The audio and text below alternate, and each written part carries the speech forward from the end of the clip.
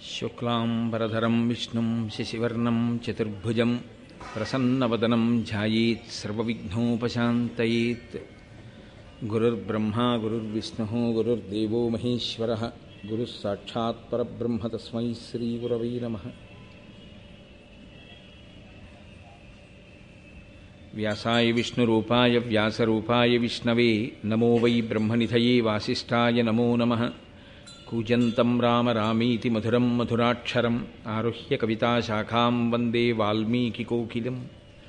శృతిస్మృతిపురాణానాం ఆలయం కరుణాలయం నమామి భగవత్పాదశంకరం లోకశంకరం. వాగర్ధావివ సంపృక్తౌ వాగర్ధప్రతిపత్తయే జగతః పితరౌ వందే పార్వతీపరమేశ్వరౌ. సూక్తిం సమగ్రేతున స్వయమేవ లక్ష్మీః శ్రీరంగరాజమహిషీమధురైః కటాక్షైః. వైదగ్ధ్యవర్ణగుణగుంభనగౌరవైర్యాం కండూలకర్ణకుహరాः కవయోధయంతి. హైమోర్ధ్వపుండ్రమజహన్మకుటం సునాసం మందస్మితం మకరకుండలచారుగండం. బింబాధరం బహుళదీర్ఘకృపాకటాక్షం శ్రీవేంకటేశముఖమాత్మనిసన్నిధత్తాం. విమలపటీ కమలకుటీ పుస్తకరుద్రాక్షశస్తహస్తపుటీ కామాక్షీ పక్ష్మలాక్షీ కలితవిపంచీ విభాసి వైరించీ. మనోజవం మరుతతుల్యవేగం జితేంద్రియం బుద్ధిమతాం వరిష్టం వాతాత్మజం వనరయూథముఖ్యం శ్రీరామదూతం శిరసా నమామి. ఆపదామపహర్తారం దాతారం సర్వసంపదాం లోకాభిరామం శ్రీరామం భూయో భూయో నమామ్యహం. నారాయణం నమస్కృత్య నరం చైవ నరోత్తం దేవీం సరస్వతీం వ్యాసం తతో జయముదీరయేత్. హరి ఓం. హరి ఓం. పరమేశ్వర స్వరూపైన సభకి నమస్కారం. నిన్నటి రోజు ప్రారంభోపన్యాసంలో వేంగీ దేశాన్ని రాజమహేంద్రవరాన్ని రాజధానిగా తీసుకుని పరిపాలించినటువంటి రాజరాజ నరేంద్రుని యొక్క కోరిక మేరకు నన్నయ భట్టారకుడు, భట్టారక శబ్దం గౌరవాన్ని సూచిస్తుంది. లలితాపరా భట్టారిక, క్రోధ భట్టారక, శృంగార భట్టారక, అలా నన్నయ భట్టారక అంటే గౌరవనీయమైన వ్యక్తి, పూజనీయమైన వ్యక్తి అని. నన్నయ భట్టారకుణ్ణి ప్రార్థన చేస్తే ఆయన అత్యంత వినయంతో మహాభారతాన్ని ఆంధ్రీకరించడం అనేటటువంటిది అంత తేలికైన విషయం కాదు. కానీ నేను ఎవరికి నమస్కారం చేసి ఎవరి అనుగ్రహాన్ని పొందితే మహాభారతాన్ని ఆంధ్రీకరించడం సాధ్యమవుతుందని ఆయన నమ్మారు. అటువంటి దేవతాస్వరూపాలకన్నిటికీ నమస్కారం చేసి వాల్మీకి మహర్షికి, వేదవ్యాస భగవానుడికి నమస్కారం చేసి భాగవతాన్ని ఆంధ్రీకరించడం ప్రారంభం చేశారు. ఆయన ఆ ఆంధ్రీకరణ ప్రారంభం చేసినటువంటి సందర్భంలో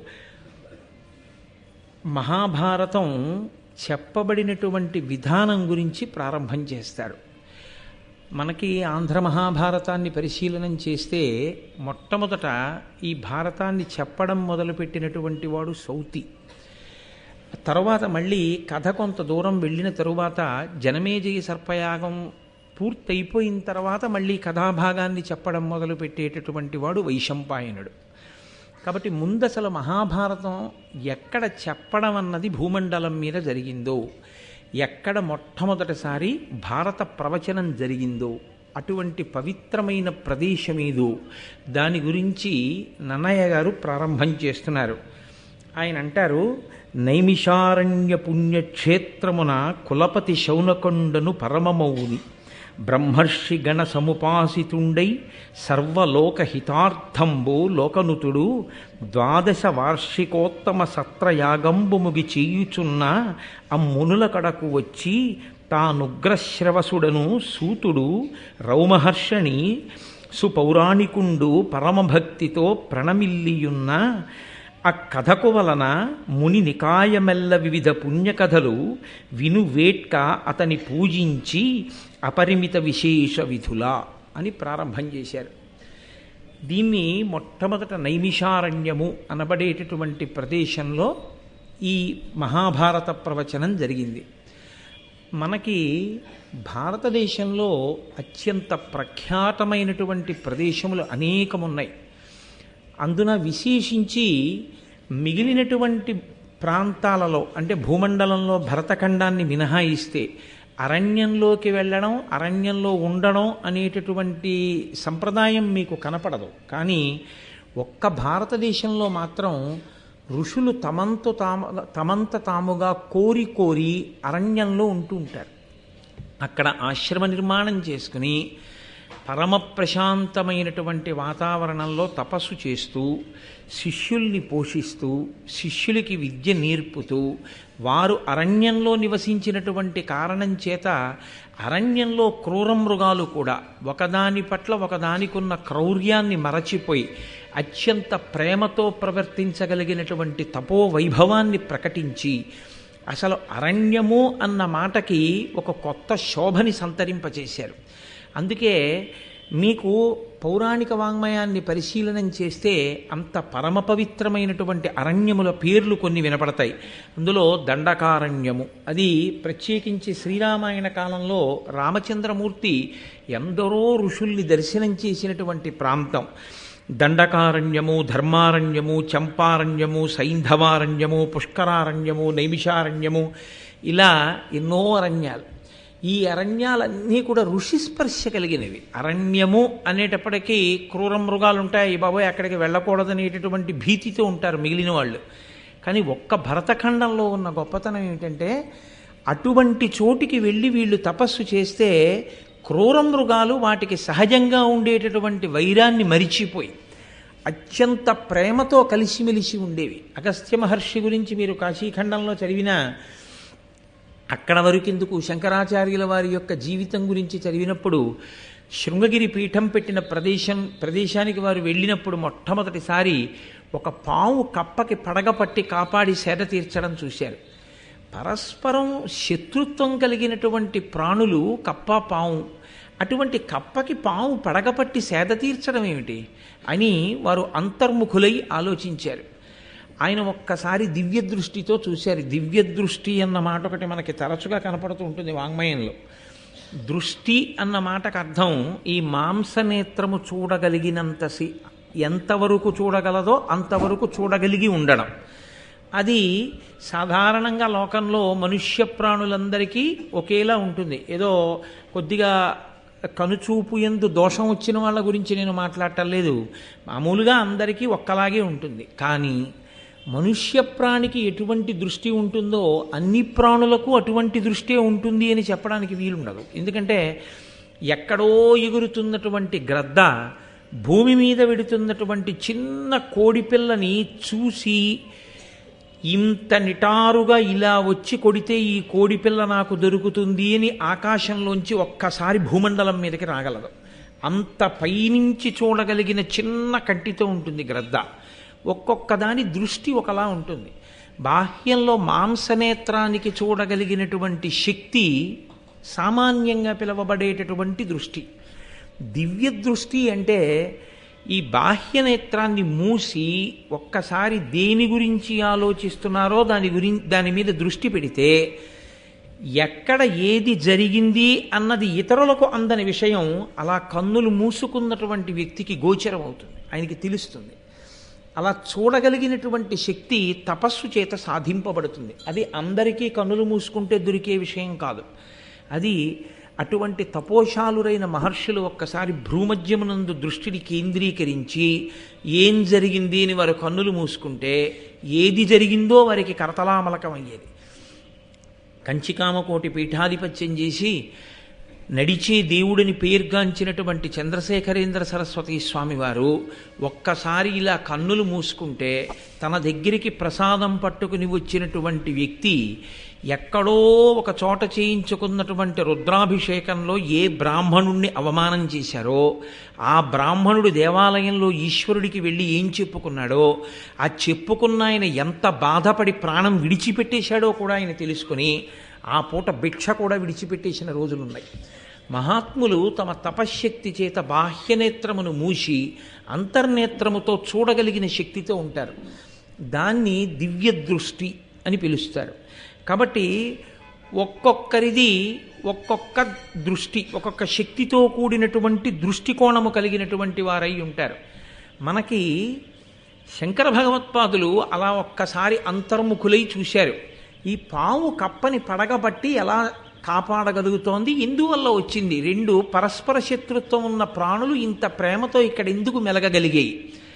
ఆయనకు అర్థమైంది. ఎప్పుడో త్రేతాయుగంలో అక్కడ ఋష్యశృంగ మహర్షి తపస్సు చేశారు. త్రేతాయుగంలో ఋష్యశృంగుడు తపస్సు చేసిన కారణం చేత కలియుగంలో శంకర భగవత్పాదాచార్య స్వామివారు నడిచేసరికి కూడా ఆ తపస్సు యొక్క ప్రకంపనల చేత, తత్ప్రభావము చేత అక్కడ ఉన్నటువంటి ప్రాణులు సహజంగా ఉండేటటువంటి వైరాన్ని మరిచిపోయి తిరగగలిగాయి. అంటే ఒక్కొక్క మహానుభావుడు అరణ్యంలో తపస్సు చేసినటువంటి కారణం చేత యుగం మారిపోయినా కూడా ఆ అరణ్యములు అంత శోభస్కరమైన ప్రదేశములుగా నిలబడిపోయాయి. ఇది అనన్య సామాన్యమైనటువంటి ప్రక్రియ. ఇది ఒక్క భారతదేశంలో ఋషులకు మాత్రమే చెందినటువంటి అత్యంత పవిత్రమైన సంప్రదాయం. అటువంటి ఋషి సంప్రదాయానికి మనం వారసులం.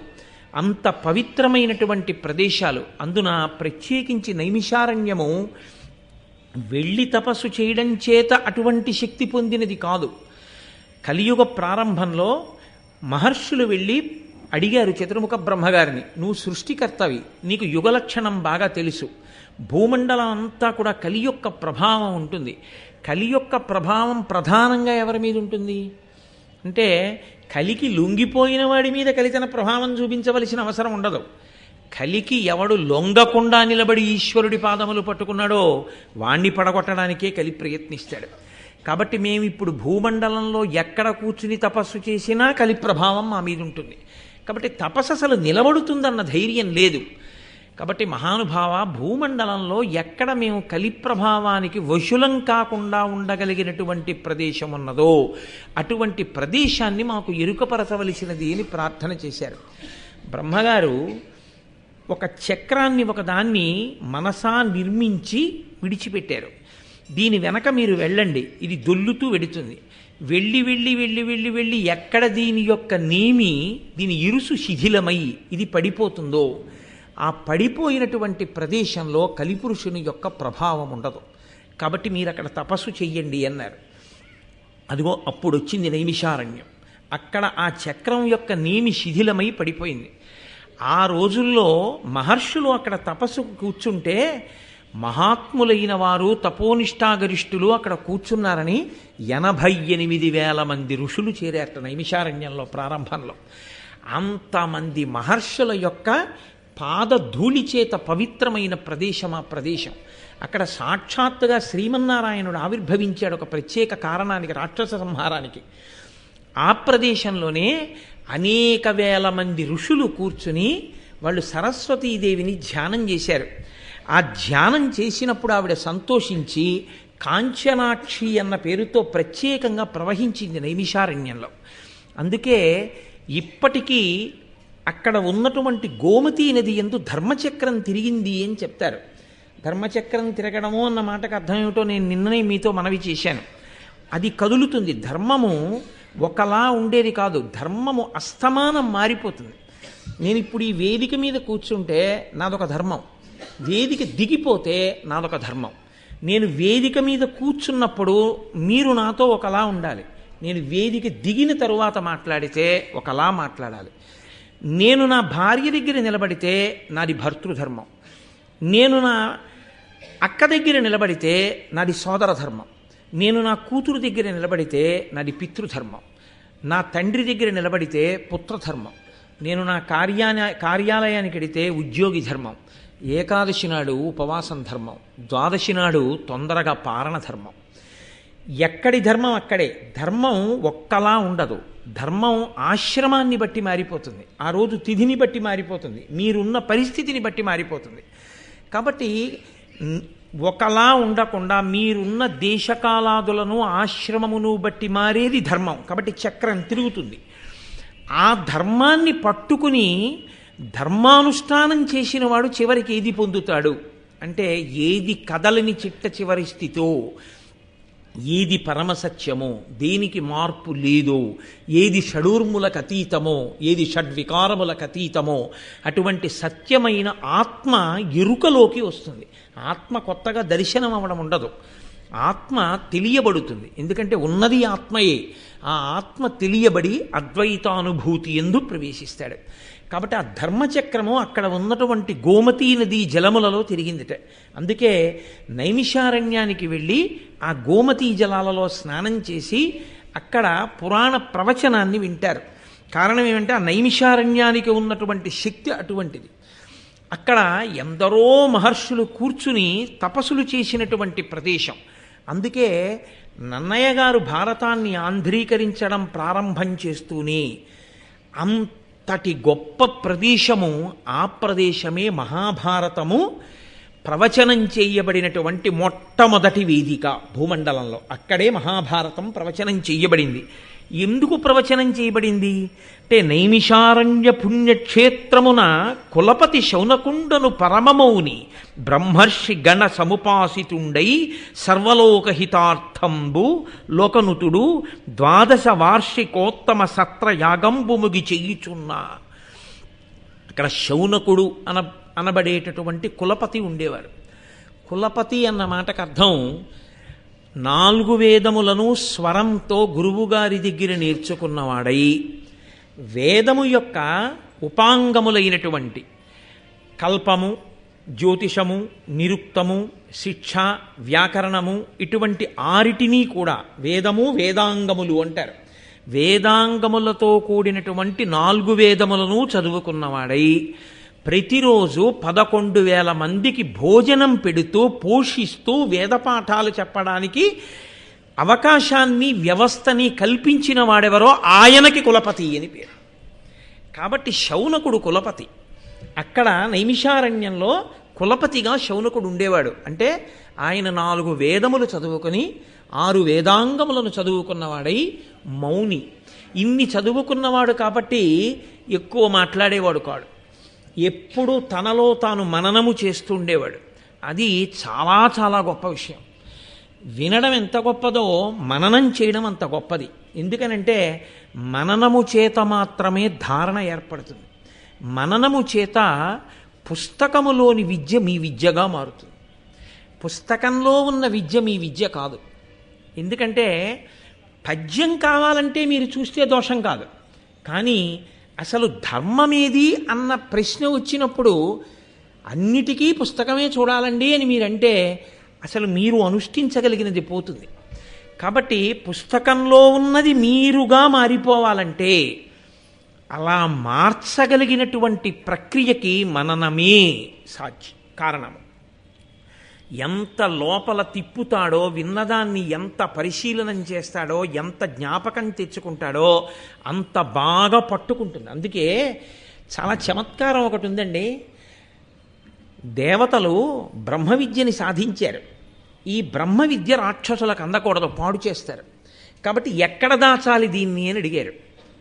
పట్టుకెళ్ళి దధీచి మహర్షి దగ్గర దాచండి అన్నారు. బ్రహ్మ విద్యనంతటినీ పట్టుకెళ్ళి దధీచికి ఇచ్చారు. ఇప్పుడు దధీచి ఎక్కడ దాచాలి? ఆయన ఆ బ్రహ్మ విద్యని మననం చేసి అస్థిగతం చేసేశాడు. ఆయన ఎముకలలోకి పెట్టేసుకున్నాడు. ఇప్పుడు ఆయన ఎముకలతో చేయబడిన వజ్రాయుధాన్నే ఇంద్రుడు పట్టుకుంటాడు. అంటే ఇంద్రుడి చేతిలో ఉన్నదేది అంటే బ్రహ్మ విద్య ఆయన చేతిలో ఉంటుంది. కాబట్టి అంత జాగ్రత్తగా దాచారు అనడానికి అర్థం ఏమిటంటే అత్యంత జాగ్రత్తగా విద్యని దాచడం అన్న మాటకు అర్థం ఏమిటో తెలుసా అండి? మీలో పెట్టేసుకోవడం. ఐశ్వర్యాన్ని మీదిగా చేసుకోవడం అన్న మాటకు అర్థం ఏమిటో తెలుసా? దానం చేయడమే. కాబట్టి దేన్ని ఏది చేస్తే మీదవుతుందో తెలుసుకుని ఉండడమే శాస్త్రం. మీరు ఒకలా అనుకుని చేసినది మీకు అభ్యున్నతినివ్వదు. శాస్త్రం ఏది చెప్పిందో అది మీరు చేస్తే అది మీదవుతుంది. కాబట్టి విద్య మీది కావడము అంటే విద్యని నిరంతర మననం చెయ్యాలి. ఎప్పుడో ఎక్కడికో వెళ్ళినప్పుడు ఏదో చెప్తానండి కాదు, ఎప్పుడూ లోపల తిరుగుతూ ఉండాలి, తిప్పుతూ ఉండాలి. ప్రయత్నపూర్వకంగా కాదు, అది అలవాటుగా మారి తిరుగుతూ ఉండాలి. అలా తిరగడం చేత, మననము చేత ఆ విద్య ఏది ఉందో అది కరతలామలకం అవుతుంది. అది స్ఫురణ యందు నిలబడిపోతుంది. ఆ నిలబడినది ఏదుందో అంతిమ శ్వాసయందు స్మరణ దాని ఎందు నిలబడుతుంది, అది అభ్యున్నతి కారకమవుతుంది. ఇది లలితా సహస్రనామ స్తోత్రంలో ధన్య అన్న నామానికి భాస్కరరాయల వారు వ్యాఖ్యానం చేస్తూ చిట్ట చివరి ఊపిరి ఎవరిది ఎలా వెళ్ళిపోతుందో ఆ వెళ్ళిపోవడం వల్ల మళ్ళీ పునర్జన్మ ఎలా వస్తుందో చెప్పారు ఆయన. తన వారి మీద వ్యామోహం, డబ్బు మీద వ్యామోహం పెట్టుకున్నా, తన శత్రువు మీద వ్యామోహం పెట్టుకున్నా తిరియక్కుగా వెళ్ళిపోతాడు. వెన్నుపాము అడ్డంగా మాత్రమే ఉండే ప్రాణిగా వెడతాడు, ఇక నిలువుగా వెన్నుపాము ఉండదు. అంటే మనిషిగా ఉండడు. దేనిగా ఉంటాడు అంటే కుక్కగానో పిల్లిగానో పందిగానో ఏవైనా వెన్నుపాము అడ్డంగా ఉండవలసింది. అటువంటి ప్రాణి ఎవడు శాస్త్రముని నిరంతరము తలుచుకుంటూ ఉంటాడో, ఎందుకని స్మరణ మనసు మీద ఆధారపడుతుంది, మనసు ఊపిరి మీద ఆధారపడుతుంది. ఊపిరిని కానీ మీరు నియంత్రించగలిగితే మనసు నియంత్రింపబడుతుంది. అందుకే పూజ చేసే ముందు ప్రాణాయామం చేస్తారు. ప్రాణాయామం దేనికి చెయ్యాలి అంటే మనసుని నిలబెట్టడానికి చేస్తారు. మనసుని నిలబెడితే ఏమవుతుందంటే సంకల్ప వికల్పములు ఆగుతాయి. సంకల్ప వికల్పములు ఆగితే ఆందోళనలు ఆగుతాయి. ఆందోళన లాగితే ఒత్తిడి ఆగుతుంది. ఒత్తిడి ఆగితే ఆరోగ్యం నిలబడుతుంది. అందుకు ప్రాణాయామం వచ్చింది. మీరు చూడండి, మనసుని విడిచిపెట్టారనుకోండి ఎన్నిటినో సృష్టిస్తుంది. అంతే, ఎక్కడ లేని ఆందోళన పుడుతుంది. ఈ ఆందోళన ఆరోగ్యానికి భంగకరం అవుతుంది. ప్రాణాయామం చేసేది దేనికి అంటే ప్రాణాయామముగా కాదు ఆరోగ్యకారకం, ప్రాణాయామము మనసును నియంత్రించే సాధనంగా ఆరోగ్యకారకం. కాబట్టి నన్నయ్య గారు ఒక్క మాట అన్నారు అంటే శిశపద్యంలో ఆయన ఏమీ ఊసుపోక ఏదో అనేటటువంటి మాట కాదు. నైమిషారణ్యము అని ఆయన అన్నారు అంటే అంత పరమ పవిత్రమైన ప్రదేశం ఆ ప్రదేశం. అక్కడ శౌనకుడు ఉన్నాడు. ఆయన తానొక్కడే అనుభవించేవాడు కాదు. ఆయన ఇన్ని చదువుకున్నవాడై ఆయన గొప్పతనం ఏమిటంటే భగవంతుడి గురించి చెప్పేవాడొచ్చాడు అంటే చేతులొగ్గి నమస్కరించి అయ్యా మీరు చెప్పండి అని ఉన్నతమైన ఆసనం మీద కూర్చోపెట్టి తాను కూర్చుని పరమ ప్రీతితో, పరమ భక్తితో, పరమ గౌరవంతో అడిగి తెలుసుకుంటాడు. భారతం లాంటి గ్రంథాలని మీరు పరిశీలనం చేసి జాగ్రత్తగా చదివినా విన్నా ఇది చెప్పండి అని అడిగేటప్పుడు ఎంత మర్యాదగా అడగవలసి ఉంటుందో మీకు అర్థమవుతుంది.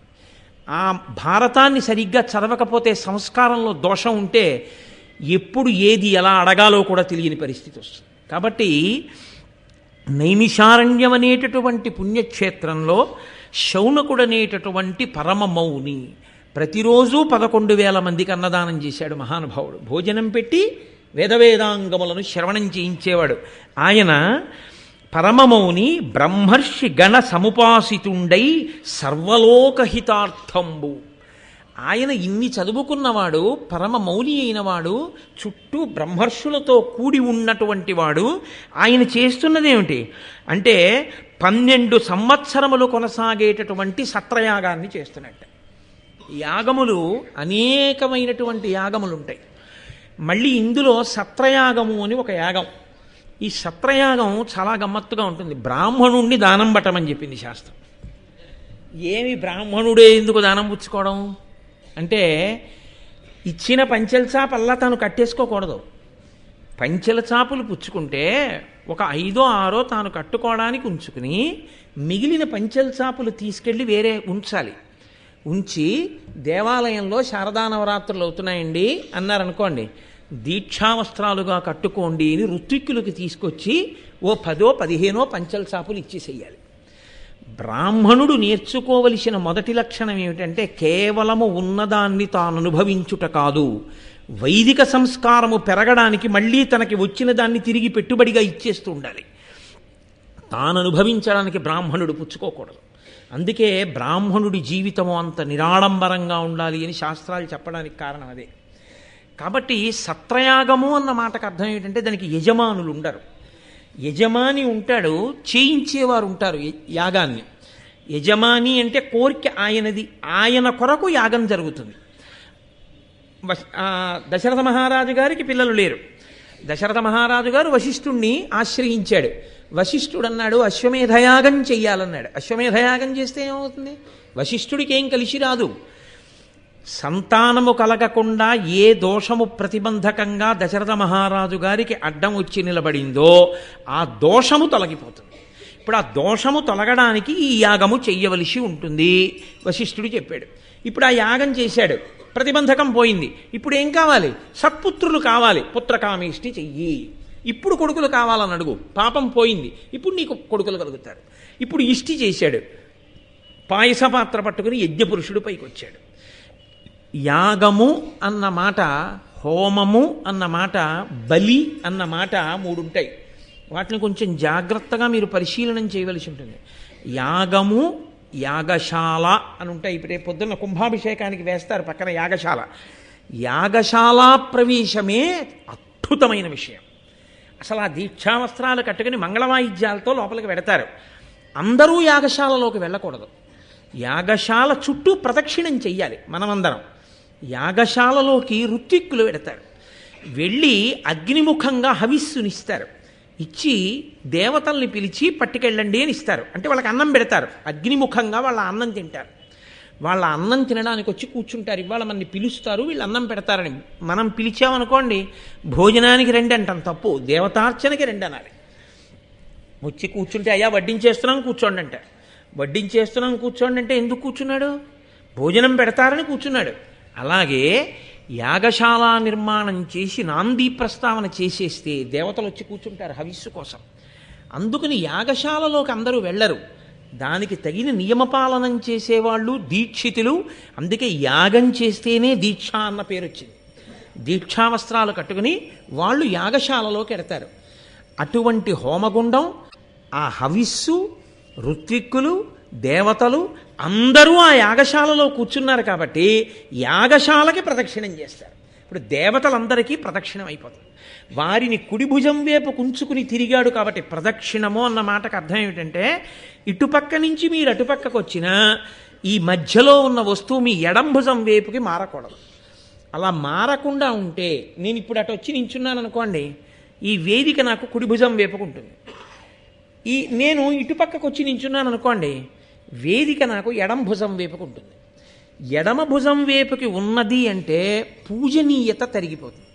కుడి భుజం వైపుకు ఉన్నది అంటే పూజనీయత పెరుగుతుంది. ప్రదక్షిణం ఎందుకు చేస్తారంటే, గుండ్రంగా తిరిగి వస్తున్నా ఈ వస్తువు మాత్రం నా కుడి భుజం వైపే ఉండాలి. అంటే ఇది పరమ పవిత్రము అని గుర్తు ఏమిటంటే, దీనికి గుండ్రంగా తిరిగేటప్పుడు కుడి భుజం దీని వైపుకే ఉండాలి. ఇది ఇంత పవిత్రమైన వస్తువు కాబట్టి దీని చుట్టూ నేను తిరిగినప్పుడు దీనిలో ఉన్న శక్తి నా మీద ప్రసరిస్తుంది. ప్రసరించి నాకు అభ్యున్నతినిస్తుంది. మీరు ఒక దేవాలయానికి ప్రదక్షిణం ఎందుకు చేస్తారంటే, దేవతామూర్తి కింద యంత్రం ఉంటుంది. ఆ యంత్రం తన శక్తిని చిమ్ముతూ ఉంటుంది చుట్టూను. మీరు మౌనంగా ప్రదక్షిణం చేయాలి. ఊసుపోని కబుర్లు చెప్తూ సెల్ ఫోన్ చెవిలో పెట్టుకుని ప్రదక్షిణాలు చేస్తే ఉన్న ఫలితం రాదు కదా. దేవాలయాలకు మళ్ళీ మళ్ళీ కుంభాభిషేకాలు చేయాల్సి వస్తుంది. కాబట్టి కలియుగంలో దేవాలయాల యొక్క శక్తి క్షీణించిపోవడానికి కారణం అదే. అమర్యాదతో కూడినటువంటి నడవడి దేవాలయంలో. కుడి భుజం వైపుకి దేవాలయం యొక్క గోడని ఉంచి చుట్టూ తిరుగుతాడు మౌనంగా. అప్పుడు ఆ యంత్రము యొక్క శక్తి తన మీద పడుతుంది. అందుకే ప్రతిరోజు దేవాలయానికి ప్రదక్షిణం చేస్తారు. మీరు రామాయణ మహాకావ్యాన్ని చదివితే ప్రతి చోట రామచంద్రమూర్తి ఎక్కడెక్కడ పూజనీయమైన వస్తువు కనపడితే అక్కడక్కడ ప్రదక్షిణం చేసి వెడతాడు, అప్రదక్షిణంగా వెళ్ళడు.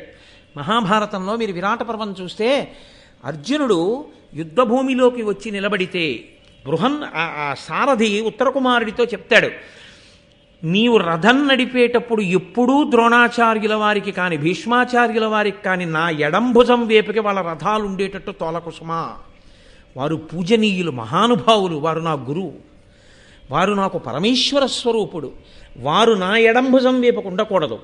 ఎప్పుడు నా రథం వెళ్ళినా నా రథానికి వారు కుడి పక్కన ఉండేటట్టు రథం నడుపు అంటాడు. అంతటి ధర్మైకమూర్తులు కాబట్టే వాళ్ళు అంతటి విజయాన్ని సాధించారు, అంతటి మహోజ్వలమైనటువంటి స్థితిని పొందగలిగారు. కాబట్టి ఆచరణాత్మకమై ఉంటుంది. అదే ధర్మము అన్న మాటకు అర్థము అని నేను మీతో తరచూ ప్రస్తావన చేస్తూ ఉంటాను. కాబట్టి ఆయన సత్రయాగం చేశాడు. సత్రయాగంలో యజమాని కొరకు చెయ్యరు యాగాన్ని. ఎవరు ఋత్విక్కులుగా ఉన్నారో వారే యజమానులుగా ఉంటారు. అంటే వారే చేస్తారు, వారే కోరికను కూడా కోరుతారు. ఇప్పుడు శౌనకుడికి కోరికే ఉంటుంది. శౌనకుడు ఉన్న చోట చేరిన వాళ్ళకి కోరికే ఉంటుంది. వాళ్ళందరూ కలిపురుషుడు యొక్క ప్రభావం మా మీద పడకూడదు, ఈశ్వరానుగ్రహం కావాలి అని అక్కడ కూర్చున్న వాళ్ళు. అక్కడ కూర్చున్న వాళ్ళు విచారించవలసి వస్తే దేని గురించి విచారించాలి? అయ్యో మేమంటే ఈ నైమిషారణ్యం చేరుకున్నాం, ఈ నైమిషారణ్యంలో ఇక్కడ కూర్చుని మేము జపం చేసుకుంటున్నాం, పురాణ కథలు వింటున్నాం. కానీ పాపం ఎక్కడెక్కడో పుట్టిన వాళ్ళు, సంసారంలో మగ్గిపోతున్న వాళ్ళు ఈ భూమండలం మీద కలిపురుషుడు యొక్క ఉద్ధతికి వాళ్ళు వశులైపోతున్నారే. కాబట్టి ఇప్పుడు లోకము యొక్క ప్రయోజనము కొరకు లోకమంతా శాంతిగా ఉండాలి, కలిపురుషుడు యొక్క ఉద్ధతి చేత బాధపడకూడదు. కాబట్టి ఇప్పుడు వాళ్ళు యాగం చేస్తే వాళ్ళకి కోరిక లేదు, కాబట్టి యజమాని లేడు, కోరిక లేదు. కాబట్టి ఋత్విక్కులే యజమానులుగా ఉండి 12 సంవత్సరముల దీర్ఘసత్రయాగం చేస్తున్నాడు శౌనకుడు. అంటే ఆ అరణ్యం ఎటువంటిది, ఆ ప్రదేశం ఎటువంటిది, అక్కడ ఉన్న మహాత్ములు ఎటువంటి వారు, అసలు వాళ్ళ మనసులు ఎటువంటివి, వాళ్ళు చేస్తున్న యాగం ఎటువంటిది. అక్కడికి వెళ్ళాడు మహానుభావుడైనటువంటి సౌతి. నన్నయ్య మహానుభావుడు మహాభారతంలో ఆయన్ని సౌతి కథకుడు ఈ 2 పేర్లతో ఎక్కువగా పిలుస్తూ ఉంటారు. మళ్ళీ వైశంపాయనుడు వచ్చేంత వరకు కథలో అలాగే పిలుస్తూ తీసుకుని వెడతారు. ఆయన రోమహర్షణుని యొక్క కుమారుడు, ఉగ్రశ్రవసుడు ఆయన పేరు. ఆయన్ని సౌతి అంటారు. రోమహర్షుడిని కుమారుడైనటువంటి ఈ ఉగ్రశ్రవసుడు ఆ నైమిషారణ్యానికి వచ్చాడు. మళ్ళీ నేను మీతో ఒక 2 మాటలు ప్రస్తావించవలసి ఉంటుంది. ఆయన ఎవరు అన్నది, అక్కడికి ఆయన ఎందుకు వెళ్ళవలసి వచ్చింది అన్నది నేను చెప్పవలసి ఉంటుంది కదా. ఆ వచ్చిన ఉగ్రశ్రవసుని యొక్క తండ్రి గారి పేరు రోమహర్షణుడు. ఆయనకి అసలు రోమహర్షణుడు అన్న పేరు ఎందుకు వచ్చింది, సూతుడు అన్న పేరు ఎందుకు వచ్చింది? సూతుడు అన్న పేరు సాధారణంగా సారథికి అన్వయం చేస్తూ ఉంటారు, లేదా జన్మచేత కొంతమందిని సూత శబ్దంతో పిలుస్తారు. ఇక్కడ రోమహర్షణుడు సూతుడు, కానీ రోమహర్షణుడు సూతుడు అని చెప్పడానికి కారణం ఏమిటో తెలుసా అండి? అది జాతి సంబంధమైనటువంటి అన్వయం కాదు. మీకు కాశీఖండంలో దీనికి సంబంధించినటువంటి రహస్యాన్ని ప్రస్తావన చేస్తారు. పృథు మహారాజు గారు ఒకానొకప్పుడు ఒక పెద్ద యజ్ఞం చేశాడు. ఆ యజ్ఞగుండంలోంచి ఒక మహాపురుషుడు ఆవిర్భవించాడు. అగ్నికుండ సముద్భూత సూత నిర్మలమానస. ఆయన బయటికి వచ్చినప్పుడు ఆ పృథు చక్రవర్తి యొక్క యజ్ఞగుండంలోంచి ఆయన ఆవిర్భవిస్తే ఆయన్ని పిలిచారు అందరూ, అగ్నికుండ సముద్భూత, అగ్నిగుండంలోంచి జన్మించినవాడా, నిర్మలమానస, నిర్మలమైన మనస్సు కలవాడా అని పిలిచారు. ఈయన వేదవ్యాసునికి శిష్యుడయ్యాడు. శిష్యుడై పురాణవాంగ్మయాన్నంతటినీ కూడా, 18 మహాపురాణములనన్నింటినీ కూడా వేదవ్యాసుడి వలన ఉపదేశంగా పొందాడు. పొంది ఈ పురాణములనన్నిటినీ కూడా ప్రవచనం చేయడమే తన యొక్క ప్రధాన ధ్యేయంగా పెట్టుకున్నాడు. ఎందుకు అలా పెట్టుకోవాలి ఆయన అంటే, ఆయనకి ఏదో ఉబుసుపోక చెప్పినటువంటి వాడు కాడు. ఆయన దేనికి చెప్పుకున్నాడు ఈ పురాణాన్ని అంటే, ఆయన చెప్పేటప్పుట పొంగిపోయి ఆ కథలో తాను లీనమైపోయి ఎంత పరవశించిపోయేవాడంటే, లోపల తాను ఏ ఘట్టాన్ని వర్ణిస్తున్నాడో ఆ ఘట్టాన్ని తాను దర్శనం చేసి పరవశించి చెప్పేవట. అంత పరవశంతో ఆయన చెప్తాడు. కాబట్టి సభలో కూర్చున్న వాళ్ళందరికీ కూడా ఆనందంతో పులకలొచ్చి వెంట్రుకలు నిక్కబొడుచుకుని ఉండేటట్టుగా వింటుండేవారట ఆయన చెప్పేటటువంటి ప్రవచనాన్ని. అంత భక్తి కుదురుకునేది ఆయన మాట్లాడితే. అలా మాట్లాడాడు కాబట్టి ఆయనకి రోమహర్షణుడు అని పిలిచారు. అగ్నిగుండంలోంచి ఉద్భవించాడు కాబట్టి సూత అని పిలిచారు. అటువంటి సూతుడు రోమహర్షణుడు. ఆ రోమహర్షణుని యొక్క కుమారుడు ఉగ్రశ్రవసుడు. ఈయనకి కూడా తండ్రి గారి పోలికే వచ్చింది. ఈయనకి కూడా ఏమిటి పని అంటే, పురాణ ప్రవచనం చేస్తూ ఉంటాడు. ఈ పురాణ ప్రవచనం ఎందుకు చేస్తారో తెలుసా అండి? పురాణ ప్రవచనము భూతద్దం పెట్టి వస్తువుని చూపించడం అంటుంది శాస్త్రం. వేదం ఉంటుంది, వేదము రాజశాసనం ఎలా మాట్లాడుతుందో అలా మాట్లాడుతుంది. సత్యం వద ధర్మంచరా అంతే, ఇంకేం అందం, ఊరుకుంటుంది. ఇప్పుడు వేదంలో ఉండేటటువంటి సమస్త ఆచారకాండని స్మృతులు చెప్తాయి. స్మృతి అంటే ఏ ఋషి వాటినన్నింటినీ తీసి వేదంలోంచి క్రోడీకరించాడో ఆ ఋషి పేరు మీదుగా స్మృతి వస్తుంది. యాజ్ఞవల్కుడు క్రోడీకరించాడు అనుకోండి, యాజ్ఞవల్క స్మృతి. గౌతముడు క్రోడీకరిస్తే గౌతమ స్మృతి. మనువు క్రోడీకరిస్తే మనుస్మృతి. ఇలా వస్తాయి. ఈ స్మృతికి ఆధారం శృతే, వేదమే. వేదంలోంచే తీస్తారు. కాబట్టి శృతేరివార్థం స్మృతిరన్వగచ్చత్ అంటాడు కాళిదాసు. ఆవు వెంట దూడ ఎలా వెడుతుంది అంటే శృతి వెంట స్మృతి వెళ్ళినట్టు అన్నాడు దిలీపుడి కోసం అని చెప్పి ఆయన మా దిలీపుడు మహానుభావుడు ఆ గోవుని రక్షణ చేసినటువంటి సందర్భంలో కాళిదాస మహాకవి రఘువంశ మహాకావ్యంలో ఈ ప్రయోగం చేస్తాడు. శృతేరివార్థం స్మృతిరన్వగచ్చత్ అని. ఆవు వెంట దూడ వెళ్ళిపోయినట్టు వేదం ఏం చెప్పిందో దాన్నే స్మృతులు చెప్తాయి. కానీ అక్కడక్కడక్కడక్కడ చెప్పిన విషయాలన్నీ తీసి ఋషి క్రోడీకరిస్తాడు. క్రోడీకరించి చెప్తే దాన్ని స్మృతి అంటారు. ఇప్పుడు శృతి స్మృతి ఈ రెండు ఏం చెప్తాయంటే మనం ఎలా ప్రవర్తించాలో ప్రామాణికంగా మనకి చెప్తాయి, ఈశ్వరవాక్కు కాబట్టి. కానీ దాని మీద మనకి బాగా బుద్ధి కుదురుకోవాలనుకోండి, పురాణం వినాలి. పురాణం వింటే వేదాన్ని స్మృతిని విన్నట్టే. ఎందుకని? ధర్మంచరా, నువ్వు ధర్మమునే అనుష్ఠించు. ధర్మమే అనుష్ఠిస్తే ఏమవుతుందండి? రామాయణం విను, నీకు అర్థమవుతుంది ధర్మం అంటే ఏమిటో, ఎలా రక్షిస్తుందో. ఇప్పుడు వేదంలో ధర్మంచరా అన్న మాటని రామాయణ మహాకావ్యం రామచంద్రమూర్తి యొక్క జీవితంగా సమర్థించి చూపించి మీకు ధర్మమునందు పూనిక కల్పిస్తుంది. అయితే మళ్ళీ పురాణానికి చరిత్రకి ఓ తేడా ఉంటుంది. పురాణంకి చరిత్రకి ప్రధానమైన వ్యత్యాసం ఎక్కడుంటుందంటే, ఒక వ్యక్తి పుట్టుక, ఒక వ్యక్తి పెరుగుదల, ఒక వ్యక్తి మరణము వరకే చరిత్ర మాట్లాడుతుంది. కృష్ణదేవరాయల వారు ఎప్పుడు పుట్టారు, ఎలా పెరిగారు, ఎన్ని విజయాలు సాధించారు, వెంకటరమణుడిని ఎలా సేవించారు, ఎలా మరణించారు, ఇవి చెప్తుంది. అది పురాణం చెప్పింది అనుకోండి.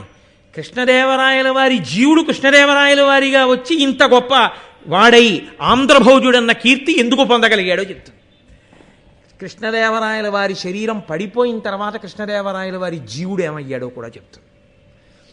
అందుకే సర్గశ్చ ప్రతిసర్గశ్చ వంశో మన్వంతరానిచ, అక్కడ సర్గ ప్రతిసర్గ నియమంతో వంశాన్నంతటినీ మన్వంతరములన్నింటినీ వర్ణిస్తూ జీవుడు ఎలా వైక్లభ్యాలు పొంది శరీరాల్ని మార్చుకుని చిట్ట చివరికి ఈశ్వరుడు ఎందుకు చేరాడు అన్న విషయాన్ని వర్ణిస్తుంది. భరతుడు అంతారణ్యానికి వెళ్ళి ఒక లేడీ మీద వ్యామోహం పెట్టుకున్నందుకు మళ్ళీ దేనిగా పుట్టాడు. అప్పుడు ఆ వ్యామోహం ఎలా పోయింది, అదే చరిత్ర అనుకోండి. ఆయన ఒక శరీరంలో ఉన్నంత వరకు మాత్రమే చరిత్ర మాట్లాడుతుంది. అందుకే చరిత్ర ఆత్మోద్ధరణకు హేతువుగా నిలబడుతుందని చెప్పడం కష్టం. కానీ పురాణం మాత్రం ఆత్మోద్ధరణకి హేతు అవుతుంది. శృతి ఎందు స్మృతి ఎందు ఉన్నదాన్ని పురాణము భూతద్దంలో పెట్టి చూపిస్తుంది. శృతి వింటే నాకు అర్థమైందండి అని అందరూ చెప్పలేరు, కానీ వేదాన్ని వినడమే చాలు. స్మృతి వింటే నాకు అర్థమైందండి అని అందరూ చెప్పగలరా అంటే చెప్పడం కష్టం. పురాణం వింటే నాకు అర్థం కాలేదండి అనడానికి ఏం ఉండదు. ప్రవచనం అన్న మాటకు అర్థం ఏంటంటే ప్రకృష్ట వచనం, బాగా ఊపి చూసి కర్ర బాగా పాతుకుందో లేదో ఆయనే ఊపి చూస్తాడు ఒకసారి. అలా పూర్వాపర విచారణ చేస్తూ కథని సమర్థిస్తూ శృతితో స్మృతితో అనుసంధానం చేస్తూ జరిగినటువంటి మాట తేలికగా మన మనసులో ధర్మం నిలబడేటట్టుగా చేస్తుంది. మనం ధర్మమునందు అనురక్తులమయ్యేటట్టు చేస్తుంది. అందుకు ప్రవచనం చేశారు. సూతుడు చేసిన, రోమహర్షణుడైన సూతుడు చేసిన, ఆయన కొడుకైనటువంటి ఉగ్రశ్రవసుడు చేసిన, దేని కొరకు చేశారు ప్రవచనం అంటే వాళ్ళకేదో ఉబుసుపోక కాలక్షేపం లేక అదే పనిగా చెప్పుకుంటూ వెళ్ళిన వాళ్ళు కారు. అందుకే మీకు ఈ పురాణ ప్రవచనము అనబడేటటువంటి ఈ ప్రక్రియ ప్రపంచపటంలో ఏ దేశంలో, ఏ సంప్రదాయంలో, ఏ విశ్వాసంలో మీకు కనపడదో. పురాణమును ప్రవచనము చెయ్యడము అనేటటువంటిది కేవలము సనాతన ధర్మమునందు మాత్రమే ఉన్నది. కాదు మీకు ఒక యథార్థం చెప్తాను. దేవాలయానికి వచ్చినప్పుడు పెద్దలైనటువంటి వారు ఒక మాట అడుగుతారు, ఇక్కడ ఎప్పుడైనా రామాయణం చెప్పారా అని అడుగుతారు. ఇక్కడ రామాయణం చెప్పారండి అన్నారనుకోండి, ఆ ప్రాంగణానికి ఒక ప్రత్యేకమైన శక్తి ఉంటుంది. అన్నిటికన్నా ఒక ప్రాంగణం పునీతమైంది అని ఎప్పుడు చెప్తారో తెలుసా అండి? అక్కడ భారతం చెప్పి ఉంటే. దేవాలయ ప్రాంగణంలో కూర్చుని భారతం చెప్పినా, దేవాలయ ప్రాంగణంలో కూర్చుని భారతం విన్నా, అది సర్వోత్కృష్టమైనటువంటి స్థితిని కల్పిస్తుంది. అందుకే భారతం వినని వారు ఉండరు. దేవాలయ ప్రాంగణంలో కూర్చుని భారతం వినండి అని ఎందుకు చెప్తారంటే, నేను ఇలా అన్నానని మీరు అనుకోవద్దు. ఇదే భారతాన్ని పట్టుకెళ్ళి మీరు ఒక ఆడిటోరియంలో చెప్పారనుకోండి, మీ చెప్పులు పెట్టుకునే స్టాండ్ లేదనో, షూ కీపింగ్ స్టాల్ లేదనో, మీరు చెప్పులు వేసుకుని కూర్చుని వెళ్ళి వింటారు. చెప్పేవాడు మాత్రం వాడికి ఉన్న నిష్ట కొద్దీ చెప్పులు విప్పి కూర్చుని వాడు చెప్తాడు. అంత పరమ పవిత్రమైన భారతాన్ని, పంచమ వేదాన్ని చెప్పులతో కూర్చుని వినడం అన్నది ఎంత దోషం అవుతుంది. అదే ఒక దేవాలయ ప్రాంగణం అనుకోండి, మీరు చెప్పులు విప్పి లోపలికి వస్తారు. ఈశ్వరుని యొక్క సముఖంలో, ఆయన ఎదురుగుండా, ఆయన సభామంటపంలో కూర్చుని మహాభారతం వినడం అంటే కోట్ల కోట్ల కోట్ల జన్మల తర్వాత తప్ప జీవుడికి ఆ అధికారాన్ని పొందే అదృష్టాన్ని ఇవ్వరు అని శాస్త్రములు తెగేసి చెప్తారు. ఎందుకని అంటే మహాభారత ప్రవచనాన్ని వినడమే అంత గొప్ప.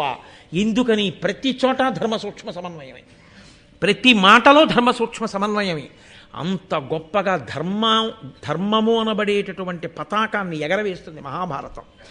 కాబట్టి ఇప్పుడు అక్కడికి ఈ ఉగ్రశ్రవసుడు ఆయన ప్రవచనం చేయగలిగినటువంటి దిట్ట ఆయన అక్కడికి వచ్చారు. ఆయనకెవరు కనబడ్డారు? శౌనకుడు. శౌనకుడితో పాటుగా అక్కడ బ్రహ్మర్షులు ఉన్నారు. ఇప్పుడు ఎవరు ముందు నమస్కారం చెయ్యాలి? కాబట్టి ఉగ్రశ్రవసుని యొక్క వినయం ఏమిటంటే ఆయనే బ్రహ్మర్షులకు నమస్కారం చేశారు. నమస్కారం చేసి కూర్చుంటే వాళ్ళందరూ గబగబా ఆయన చుట్టూ చేరారు. ఒక మహాత్ముడు కనపడినప్పుడు ఆయనతో ఏది మాట్లాడాలో, ఎలా మాట్లాడాలో తెలిసుండి మాట్లాడినవాడు ధన్యతని పొందినవాడు తప్ప, ఎవరి దగ్గర ఏది మాట్లాడాలో తెలియక మాట్లాడినవాడు అవకాశం వచ్చినా జార విడుచుకున్నవాడు. ఆయనని వాళ్ళు ప్రశ్న వేశారు, అయ్యా మేమందరం కూడా ఇదిగో ఈ నైమిషారణ్యంలో చేరాం, ఇక్కడ 12 సంవత్సరములు జరిగేటటువంటి సత్రయాగాన్ని నిర్వర్తిస్తున్నాం, మేమందరం కూడా భగవంతుని యొక్క పుణ్యకథలు వినడమునందు అనురక్తులమైనటువంటి వాళ్ళం, నీవు మాకు ఏవైనా భగవత్ సంబంధమైనటువంటి విశేషాలు చెప్పవలసింది. నువ్వు ఎక్కడెక్కడ తిరిగి వచ్చావు, ఈ మధ్యకాలంలో ఏం చూశావు, ఏ తీర్థముల యందు స్నానం చేశావు, ఏ క్షేత్రములు చూశావు అని అడిగారు. మనకి శాస్త్రంలో ఇదో గమ్మత్తైనటువంటి మాట, తీర్థయాత్ర అంటాం తప్ప క్షేత్రయాత్ర అనం. నిజానికి వాడు వెంకటాచలం వెళ్ళొచ్చాడు, తిరుపతి వెళ్ళొచ్చాడు, ఎక్కడికి వెళ్ళొచ్చారండి అన్నారు అనుకోండి, తీర్థయాత్రకి వెళ్ళానండి అంటాడు. తీర్థయాత్రకి వెళ్ళానన్నావు కదా, ఏం చేశావు? వెంకటాచలం వెళ్ళి వాళ్ళు ఇచ్చిన రూమ్లో గీజర్ వేసుకుని స్నానం చేసి వెంకటేశ్వర స్వామి వారి దర్శనం చేసుకొచ్చాడు స్వెటర్ వేసుకుని. అదే తీర్థయాత్ర కాదు. ప్రకృష్టమై పరమ పవిత్రమైన ప్రదేశముల యందు అనేకమైన పేర్లతో తీర్థములుంటాయి. ఒక వెంకటాచల క్షేత్రం ఉందనుకోండి, ఎన్నో తీర్థములుంటాయి. తీర్థము అన్న మాటకు అర్థం ఏమిటంటే దాని యందు స్నానం చేస్తే మీకు ఇచ్చే శక్తి ఏమిటిస్తారో తెలుసా అండి? మీరు ఒక యజ్ఞము చేసిన ఫలితాన్ని మీ ఖాతాలో వేస్తారు. యజ్ఞము చేస్తే సోమయాజి అంటారు. వాడు యజ్ఞం చెయ్యాలి. గృహస్థాశ్రమంలో ప్రవేశించేది ఎందుకు అంటే యజ్ఞం చేయడం కోసం, యాగం చేయడం కోసం. యజ్ఞయాగాదులు జరిగినప్పుడు ఆర్థికంగా ఆదుకోవడం కోసం, వాడి బలాన్ని దానికి దాపుగా పెట్టి రక్షించడం కోసం ఏది చెయ్యగలిగితే అది చెయ్యాలి యజ్ఞయాగాది క్రతువులలో. కానీ వాడు అన్ని చెయ్యలేకపోతున్నాడేమోనని అనుగ్రహించి ఈశ్వరుడు కలియుగంలో తీర్థములను ప్రవహింపజేశాడు. తీర్థము వేరు, నది వేరు. తీర్థమునందు స్నానం చేస్తే యజ్ఞం చేసిన ఫలితం ఇస్తారు. వేదంలో చెప్పారు ఈ మాట. కాబట్టి తీర్థమునకు వెళ్ళినవాడు ఏం చెయ్యాలి అంటే, యాత్రకు వెళ్ళినవాడు తీర్థంలో స్నానం చేసి రావాలి. వాడు తీర్థంలో స్నానం చేసి వచ్చినవాడు కనుక వాడు యజ్ఞము చేసి వస్తున్నవాడితో సమానం. కాబట్టి ఇప్పుడు వాడు స్నానం చేసి ఉన్నాడా లేడా చూడరు. వాడు రైలు దిగ్గానే కనపడినా తీర్థయాత్రకు వెళ్ళొచ్చాడంటే కాళ్ళకి నమస్కారం చేస్తాడు. యజ్ఞం చేసి వస్తున్న వాడితో సమానం అవుతాడు వాడు. అందుకొచ్చాయి. అందుకని యాత్రకు వెళితే స్నానం చేస్తాం. అందుకు కదూ మనం కాంచీ క్షేత్రానికి వెళితే అందరం కలిసి చక్కగా అక్కడ క్షేత్రంలో ఉన్నటువంటి ఒక గొప్ప దేవాలయంలో రథసప్తమి నాడు సంకల్పం చెప్పుకుని అందరం ఆ జిల్లేడాకులు రేగుపండు పెట్టుకుని, అవన్నీ ఎందుకు పెట్టుకుంటారో ముందు 4 మంచి మాటలు చెప్పుకుని సంకల్పం చేసుకుని అందరం అక్కడ ఉన్నటువంటి తీర్థంలో స్నానం చేసి వచ్చాం. అది చెయ్యాలి. అలా చెయ్యమని శాస్త్రాలు చెప్తున్నాయి. కాబట్టి వాళ్ళందరూ అక్కడ చేరి ఉన్నది ఎందుకు అంటే నువ్వు ఏ ఏ తీర్థములలో స్నానం చేసి వచ్చావు నీకన్నీ తెలుసు. నువ్వు పురాణవాంగ్మయం అంతా చదువుకున్నావు కాబట్టి ఎక్కడ ఏ క్షేత్రం ఉందో తెలుసు, ఏ తీర్థం ఉందో తెలుసు. కాస్త పెద్ద ఆయనతో ఎందుకు ఎడతారండి యాత్రకి?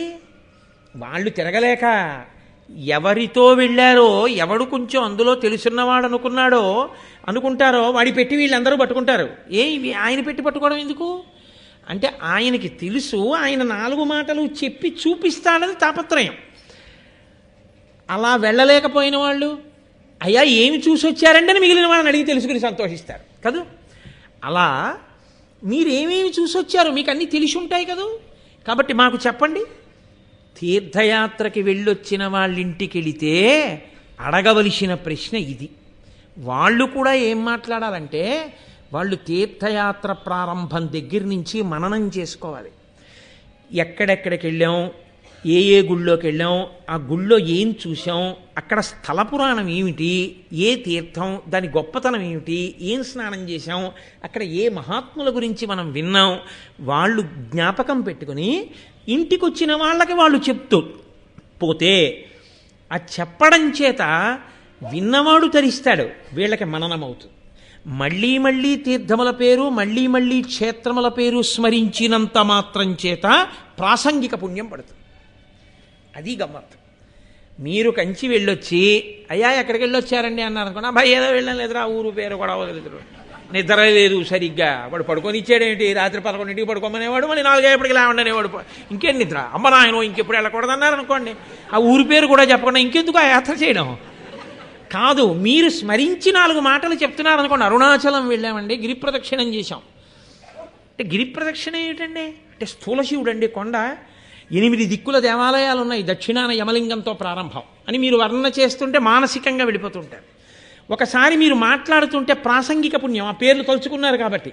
అందుకే తీర్థయాత్ర అన్న మాట మీద అన్ని విషయాలు పేర్కొన్నాయి శాస్త్రాలు. సరే ఇప్పుడు నేను మళ్ళీ తీర్థయాత్ర అనగానేమి అని మళ్ళీ ప్రవచనం ఎందుకు కానీ దాని గురించి అందుకు అడగడం. వాళ్ళు నైమిషారణ్యంలో ఉన్నవాళ్ళు చేతకాక ప్రశ్న వేశారని మీరు అనుకోకూడదు. మహాభారతము ధర్మ సూక్ష్మ సమన్వయము. మహాభారతం వింటే మనం ఏం చెయ్యాలో మీరు తెలుసుకోవాలి, నేను తెలుసుకోవాలి. కాబట్టి ఆ ఊంచుకోవడం కోసం భారతం వినడం తప్ప నన్నయ్య గారు బాగా రాశారని నన్నయ్య గారికి సర్టిఫికెట్ ఇవ్వడానికి భారతం చదువుకోవడం ఎందుకు? నన్నయ్య గారికి సర్టిఫికెట్లు మీరు నేను ఇవ్వక్కర్లేదు, ఆయన తరించిపోయారు. ఆయనకి సర్టిఫికెట్ ఇవ్వడానికి భారతం చదువుకోక్కర్లేదు, మనం తరించడానికి నన్నయ్య గారి దగ్గర ఏం నేర్చుకోవాలో తెలుసుకోవడానికి భారతం వినాలి. కాబట్టి ఇప్పుడు ఆయన బ్రహ్మర్షులకు నమస్కరించారు, వాళ్ళందరూ ఆయన్ని ప్రశ్న వేశారు. ఆయన అన్నారు శమంతక పంచకాన్ని చూసి వచ్చారు. ఎందుకు ఈ మాట వచ్చింది అంటే వాళ్ళు ప్రశ్న వేసేటప్పటికే వీళ్ళకి ఇది చెప్తే బాగుండన్న ఉత్సాహం ఒకటి పెళ్ళుబుకుతోంది ఆయనలో.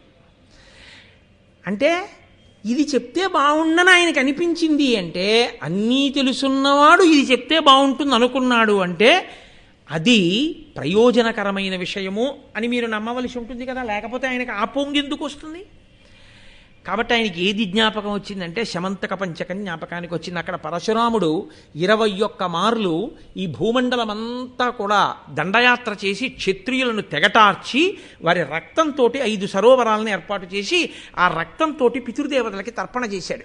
అప్పుడు వాళ్ళు అయ్య బాబోయ్ ఇంకా ఇలాంటి అలజడి వద్దురా నాయన, ఇంకా క్షత్రియ సంహారం చెయ్యకని చెప్పిన తర్వాత ఆయన శాంతించాడు. అదిగో అంత గొప్ప ప్రదేశం ఆ శమంతక పంచకాన్ని, కురుక్షేత్రాన్ని, జనమేజయుణ్ణి, యాగాన్ని, ఇవన్నీ చూసొస్తున్నారు. అంటే వాళ్ళన్నారు మేమేది వింటే బాగుంటుంది, మేమేది తెలుసుకుంటే బాగుంటుంది, ఇది అడగవలసింది. మీరు వేదిక మీద వెళ్ళిన వ్యక్తి దగ్గరికి తీసుకొచ్చి ఇలా ఓ కాగితం ఇచ్చి ఇది చెప్పండి అని అడగకూడదు.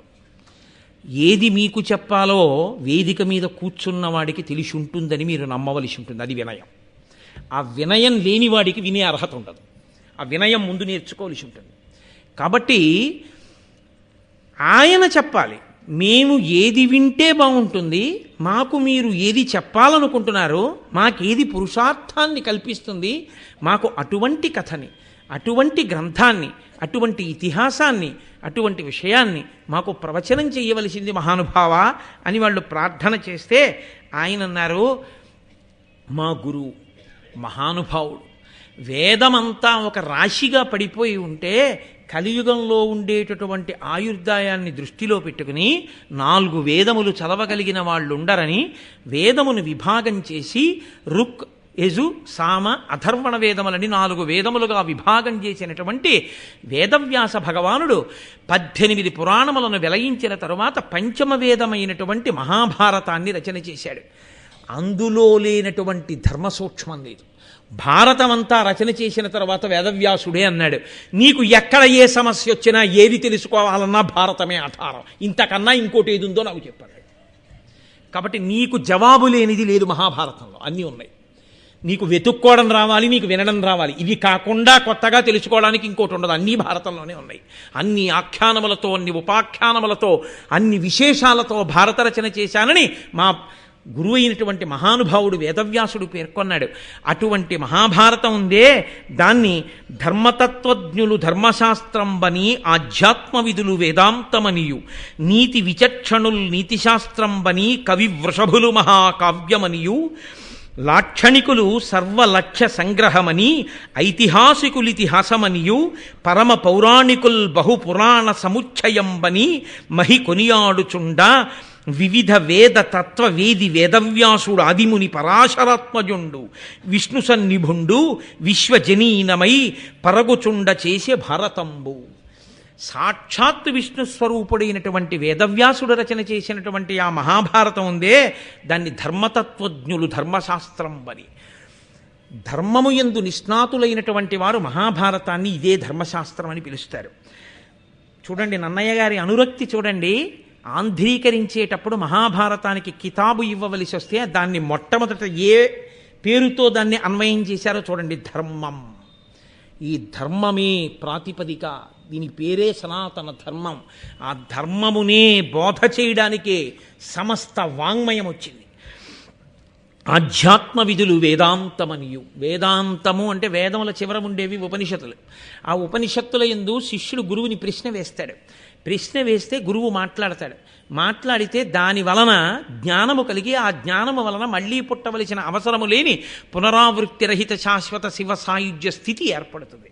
అటువంటి మోక్షకారకమైనటువంటి వేదాంతం ఏది ఉన్నదో ఆ వేదాంతమే మహాభారతమని వేదాంతులు చెప్తారు. నీతి విచక్షణులు నీతిశాస్త్రం అని, లోకంలో నీతి మాట్లాడేటటువంటి వాళ్ళందరూ మహాభారతం కన్నా నీతిశాస్త్రం లేదు అంటారు. కాబట్టి మహాభారతం గురించి మాట్లాడినా, మహాభారతంలోని ఏ వ్యక్తి గురించి పుస్తకాలు రాసినా ఆ కోణంలో చూసి వ్రాయాలి, ఆ కోణంలోనే మహాభారతాన్ని చూడాలి తప్ప ఇంకొకలా చూసి కవిత్వపరమైన అన్వయం చేసే అధికారం ఎవరికి ఉండదు అన్నది తీర్పు. కాబట్టి కవి వృషభులు మహాకావ్యమనియు, గొప్ప కవులు దాన్ని మహాకావ్యము అని పిలిచారు. ఇంతకన్నా కావ్యం ఉండదు లోకంలో.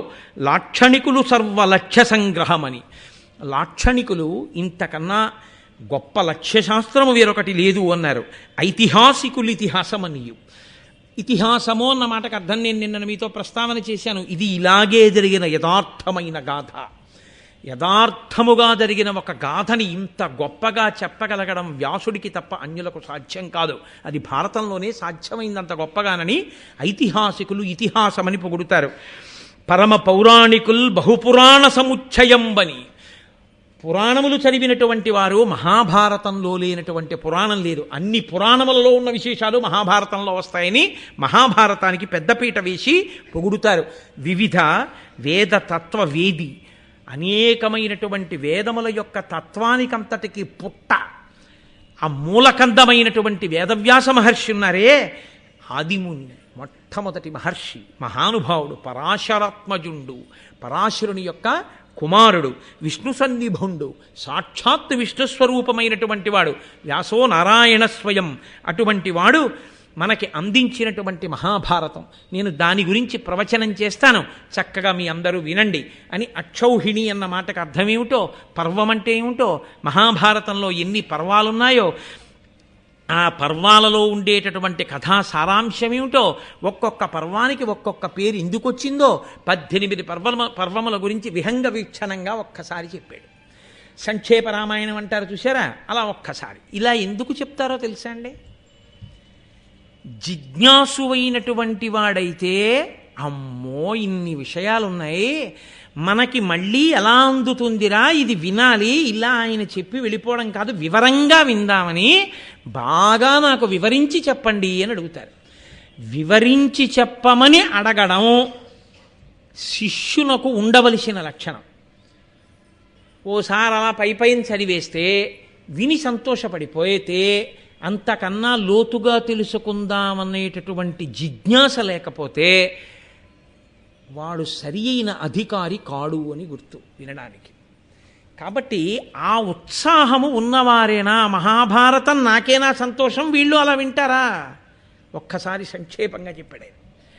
వాళ్ళన్నారు కాదు కాదు, అలా నువ్వు ఏదో పర్వంలో ఇలా కదా, ఆదిపర్వం అంటే ప్రారంభం అంటే ఇదిగో ఇలా ఉంటుంది, ఇలా పాండవులు పుట్టారు, కౌరవులు పుట్టారు, వాళ్ళు పెద్దవాళ్ళేరా, అయిపోయింది ఆదిపర్వం, సోహాపర్వం, అలా చెప్తే మేము ఒప్పుకోం. మాకు చాలా వివరంగా కావాలి అందులో. అబ్బో మాకు ఇన్ని, ఏదో అగ్నిహోత్రపు నెగడు దగ్గరికి వెళ్ళి కర్ర పట్టి తోస్తే ఒక్కసారి రవ్వలు పైకి రేగినట్టు నువ్వు చెప్పిన ఆదిపర్వం కథ వింటే మా మనసులో ఎన్ని ఆలోచనలు వచ్చేసాయో. అసలు ఆ శంతన మహారాజు ఏమిటి, ఆ భీష్ముడు ఏమిటి, పిల్లాడేమిటి, ఆ ప్రతిజ్ఞ చేయడం ఏమిటి, గంగ ఏమిటి, అష్టవసువులు ఏమిటి, శాపం ఏమిటి, వాడు భూమి మీద పుట్టడం ఏమిటి, గంగ పట్టుకెళ్ళి గంగలో బారేయడం ఏమిటి, 8వ వాడు మహాపురుషుడు అవడం ఏమిటి, దీర్ఘకాలం ఉండడం ఏమిటి, పెళ్లి చేసుకోకపోవడం ఏమిటి, అది ధర్మ విరుద్ధం కదా, ఇవన్నీ ఎలా జరిగాయి మాకు వివరంగా చెప్పు. అలా ఏదో చెప్పేసి అయిపోయిందంటే మేము ఒప్పుకోం. అంటే వాళ్ళకి జిజ్ఞాస ఉంది. చాలా సంతోషించాడు ఆయన. సంతోషించి ఆయన అన్నాడు, మీకు నేను తప్పకుండా అలాగే మహాభారతాన్ని వివరణ చేస్తాను వినండి అని జనమేజయుడి దగ్గర ప్రారంభం చేశాడు. ఎందుకని అప్పుడే కదా జనమేజయుడి యొక్క యాగశాల నుంచి వచ్చానని చెప్పాడు కదా. అందుకని ఇప్పుడు మహాభారతం అంటే ఆయన ప్రవచనం నైమిషారణ్యంలో మొట్టమొదట మహాభారతాన్ని ప్రస్తావన చేసేసరికి అప్పుడే ఆయన చూసి వచ్చినటువంటి ఆ యజ్ఞశాలతో కూడినటువంటి ఘట్టాల గురించి వివరణ చేస్తూ ప్రారంభం చేశాడు. ప్రారంభం చేస్తూ ఆయన అన్నాడు, జనమేజయుడనబడేటటువంటి రాజు చంద్రవంశంలో పాండవుల యొక్క వారసుడిగా జన్మించి ఒక గొప్ప యజ్ఞాన్ని చేశాడు. ఆ యజ్ఞంలో ఆయన తనకి అని కోరుకుని చేసినవాడు కాడు. ఆయన దేని కొరకు చేశాడు ఆ యజ్ఞాన్ని అంటే ప్రజల యొక్క సంక్షేమం కోసం, తన రాజ్యంలో ఉండేటటువంటి ప్రజల యొక్క అభ్యున్నతి కోసం యజ్ఞం చేశాడు. అంటే ఇక్కడ మీరు ఒక విషయాన్ని బాగా గమనించవలసి ఉంటుంది. వేదము యొక్క ప్రమాణమును అంగీకరించి యజ్ఞయాగాది క్రతువులు లోకక్షేమమునకు హేతువులని నమ్మినటువంటి ప్రభువు సింహాసనం మీద ఉన్నాడు. కాబట్టి ఆ రాజు కారణంగా నెలకొక వాన పడుతుంది.